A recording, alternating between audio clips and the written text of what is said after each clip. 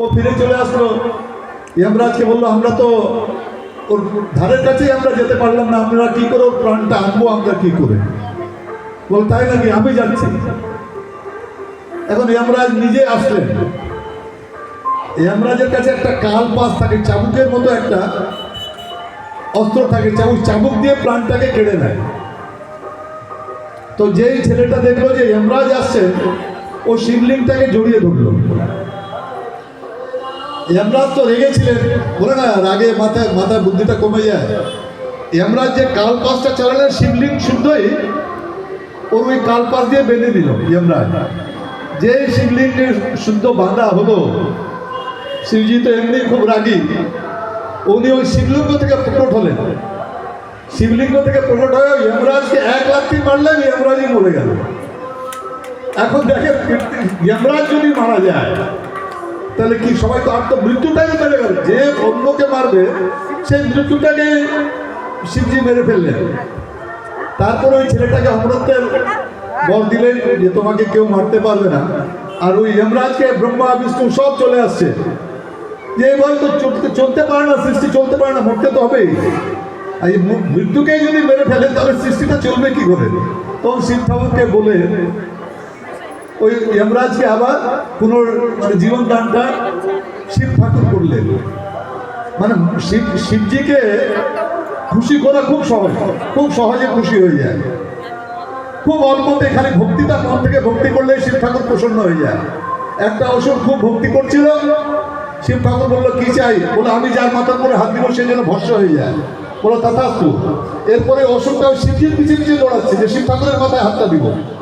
যখন আমাকে বরটা দিয়েছে যে আমি যার মাথায় হাত দিব সে ভস্য হয়ে যাবে, তো আমি শিব ঠাকুরের মাথায় হাতটা দিব। এখন শিবজি আগে আগে দৌড়াচ্ছে আর ওই অসুরটা পিছিয়ে পিছিয়ে দৌড়াচ্ছে হাত দেওয়ার জন্য। বিষ্ণু দেখলো যে তো আবার শিব ঠাকুর কোনো না কোনো মানে এরকম একটা যেটা আপনার ভাগ্যে নেই সেটাও দিয়ে দেয়। এখন বিষ্ণু দেখলো এটাকে তো বাঁচাতে হবে অসুরের হাত থেকে, তো শিবজিকে এখন বাঁচাতে হবে।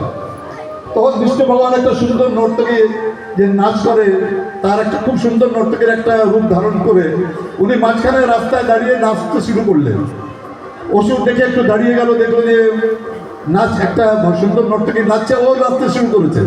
নাচতে নাচতে নর্তকী নিজের মাথায় হাত দিয়েছে, তো অসুরও নিজের মাথায় হাত দিয়েছে, অসুরটা ভস্য হয়ে গেছে। আমার বলার মানে আজকে এখানে এই যে কম্বল বিতরণ যে আছে, মানে শিব ঠাকুরের এত গল্প আছে, শেষ করা যাবে না। উনি খুব অল্পতেই মন দিয়ে ভক্তি করলেই যা আপনার ভাগ্যে আছে সেটা তো আপনি পাবেনই, কিন্তু যা আপনার ভাগ্যে নেই সে একমাত্র শিব ঠাকুর ছাড়া কেউ দিতে পারবে না। তো আপনারা যারা উপস্থিত আছেন, কম্বলটা দেওয়া এটা একটা আপনাদের সঙ্গে দেখা হওয়ার একটা সুযোগ। আপনারা কম্বলটা নিয়েই এখানে যারা কম্বল দিচ্ছেন তাদের প্রতি আপনারাই দয়া করছেন। আমরা কম্বল দিয়ে আপনাদের প্রতি কোনো দয়া বা কোনো কৃতজ্ঞতা কোনো জানাচ্ছি না। আপনারা এখানে যারা উপস্থিত আছেন সবাইকে অনেক অনেক ধন্যবাদ জানাচ্ছি আজকে এই শিবরাত্রিতে। আপনারা অনেকে উপবাস আছে, সবাই ভালো করে থাকুন, কোনো শিব ঠাকুরের পূজা করেন। দেখবেন খুব সহজেই কোনো প্রসাদও কিছু লাগে না, বলে ধতুরা দিলেও পূজা হয়ে গেল। প্রসাদের দরকারই নেই তো শিব ঠাকুরের, খালি ধতুরা দিয়ে ধতুরাটাই হলো প্রসাদ হয়ে গেল। সবাই ভালো থাকবেন, সবাইকে অনেক অনেক শুভেচ্ছা।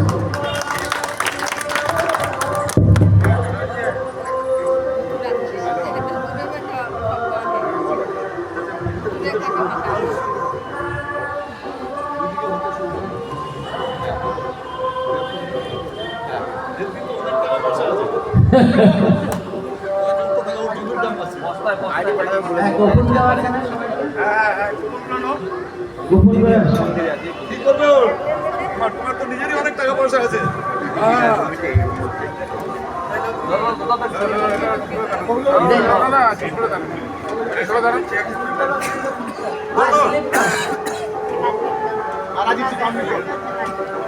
चला गया फुर्सत नहीं है उसको।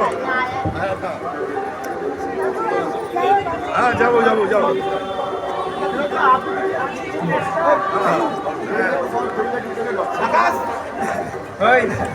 আকাশ চলে গেল, এই যে বললো এই রুমের মধ্যে একজন কুকুর গেল।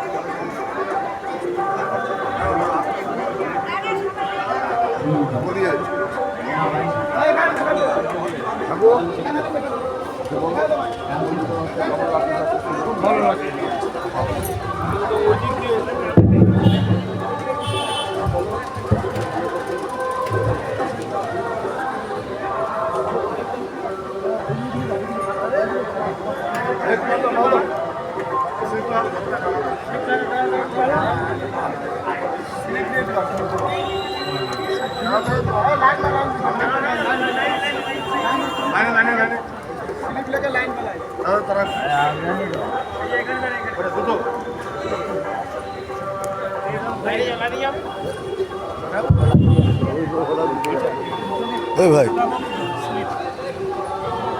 দাদা একটু ছাড়তে দাম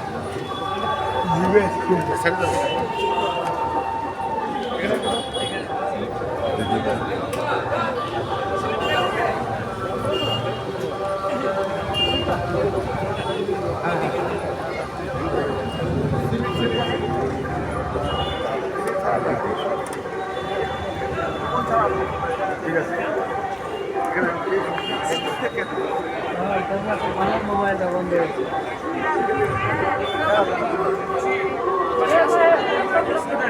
স্লিপের আছে স্লিপের আরো স্লিপের দেওয়া আছে কি ঠিক আছে এদিকে আসো পরে পরে আগে স্লিপের গুলো দু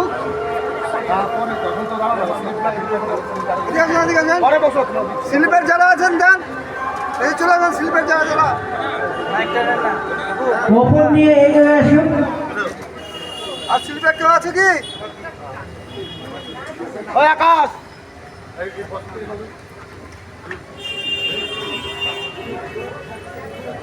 আর স্লিপের কেউ আছে এত কোথায় দাঁড়া আসো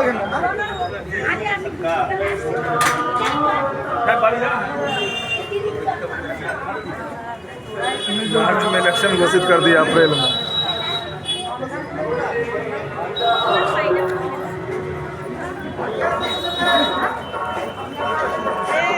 যাদের কুপন আছে তারা সামনে স্টেজের সামনে চলে আসুন, আপনার কম্বলটি সংগ্রহ করুন।